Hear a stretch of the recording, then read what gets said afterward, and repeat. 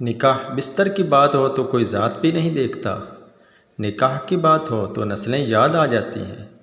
औरत और मर्द की वफ़ा, मर्द की वफ़ा का पता औरत की बीमारी में लगता है कि खोटा सिक्का है या खरा। और औरत की मोहब्बत बेरोज़गारी में पता चलती है कि वो कागज़ी साथी है या वाकई शरीक हयात। ताकतवर औरत कमज़ोर से कमज़ोर औरत भी ताकतवर हो जाती है जब उससे इज़्ज़त देने वाला मर्द का साथ मिल जाता है।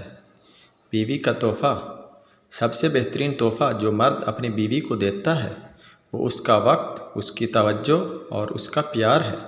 खुशनसीब बीवी, वो बीवी बहुत खुशनसीब होती है जिसकी गैर मौजूदगी में उसका शौहर बेचैन रहे।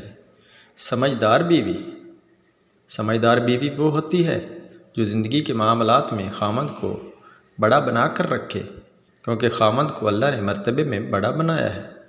बेहतरीन मियाँ बीवी, बेहतरीन मियाँ बीवी की सबसे बड़ी ख़ासियत ये है कि वो आपस में इख्तलाफात और नाराज़गी के बावजूद एक दूसरे का ख्याल और फ़िक्र करना नहीं छोड़ते।